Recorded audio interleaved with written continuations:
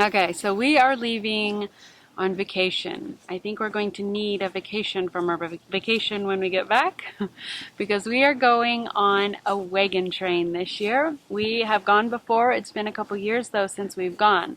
And the kids are so excited. So, a wagon train. Were you picturing covered wagons? Well, then you were correct because that is what this is. And actually, it's the 50th annual wagon train in Montana, and they're expecting over 50 wagons to be, or no, I'm sorry, over 30 wagons. That'd be cool if there was over 50. We'll see how many there are when we actually get there. But we've been told that there's over 30 that are going to be there, which means we're going to be gone from our property for 5 days. And that is scary. It's honestly kind of stressing me a little bit because it is hard to leave animals. You know, we have 14 horses or so, and we've got a handful of cows on the property. Most of them are either leased out or they are in another location, thankfully. But we then have the goats and the pigs, the chickens, the dogs, the cat. I think that was all of them. And so when you are thinking about going on vacation, it is possible.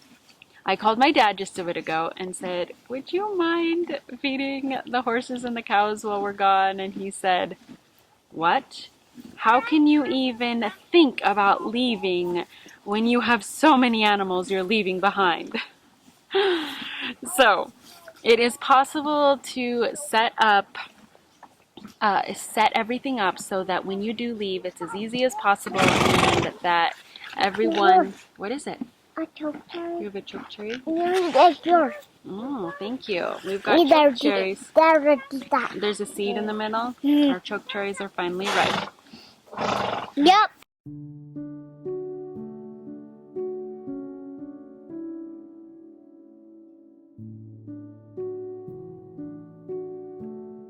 Before I go on with sharing tips about how to go on vacation while you have a homestead or while you have animals, my name is Delcy, and my sidekicks here are Josiah, Hadassah, and the dog Dash. And Rocky. And Rocky is somewhere. And all the horses behind us. And I just want to welcome you to my channel. Thank you for watching. Please hit that subscribe button if you like learning about general homesteading, gardening, bees, and goats. And don't forget to hit that like button if you like to go on vacation and love to raise animals. So let's continue on with the tips about how to go on vacation while owning animals. So I have been frantically getting everything packed and trying to get everything ready for my mom and my neighbor who's going to be helping me with my chores. It's such a blessing to have family and neighbors that are willing to help. But there are some things that I'm doing to prepare for that, and one is my list. This is my list of everything that needs to be done with all the different animals listed out and what to do with them. So I'm taping it into a place that is very noticeable and that she'll be able to see that right off.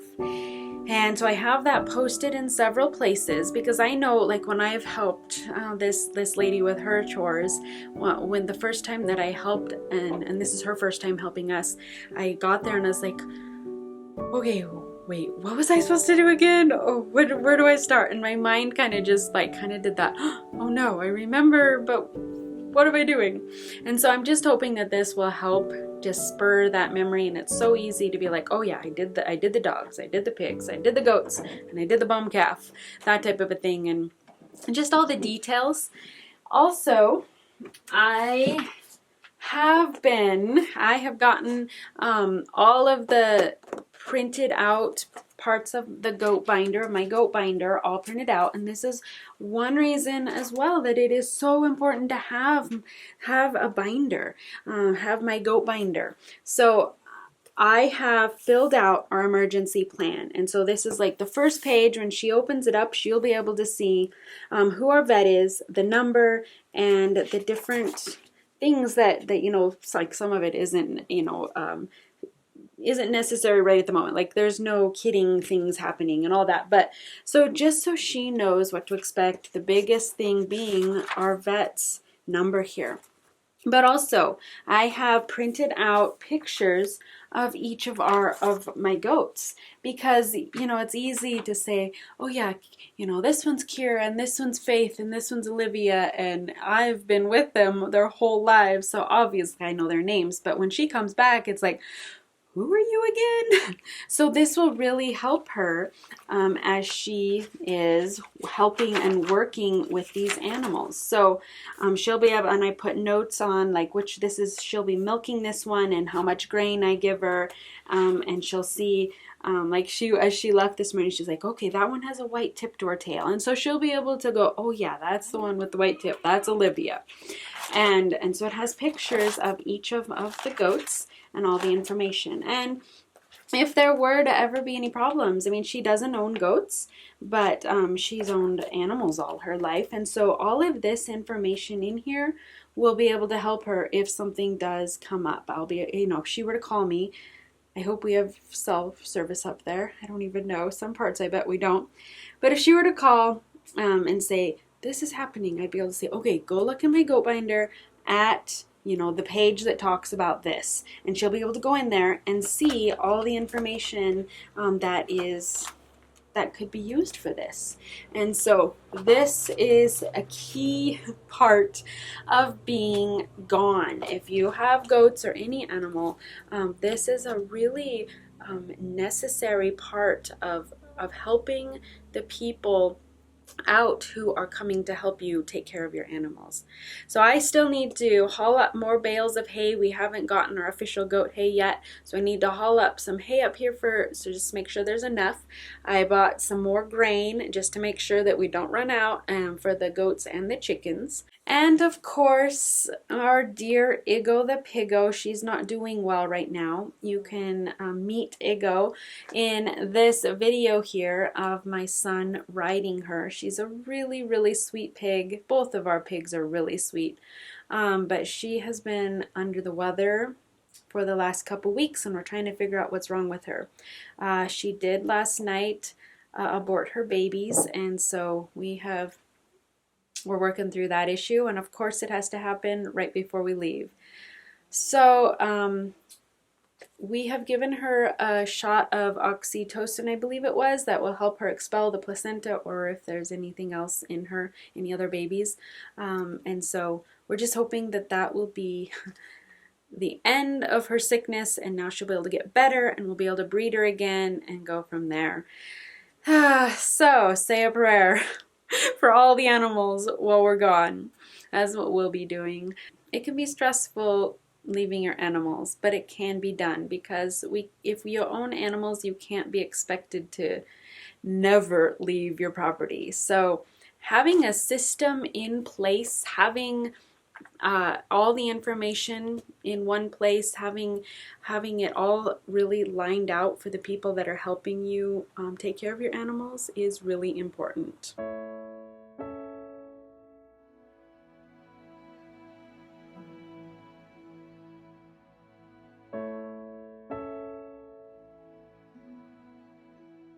So it is possible to set everything up so that everything goes as smoothly as possible. And here are some tips of how you can do that. You want to set it up as easy as possible. So if you can do that, we can't, because we don't have the property to do this, but if you can,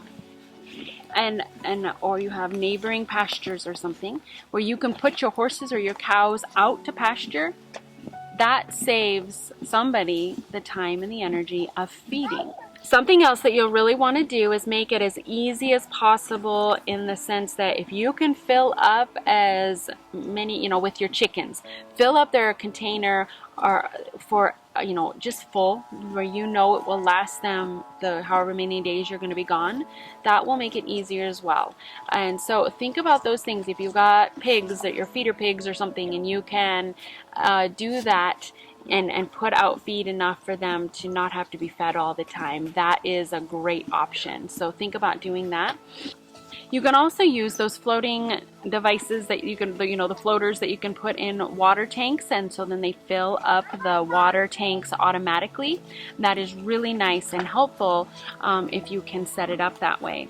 We generally can't with where our animals are because of there is no hydrants right close by, and it would be just at this point too hard. But if you can do that, that will save some time and money. Or it's just some time, for somebody doing the chores.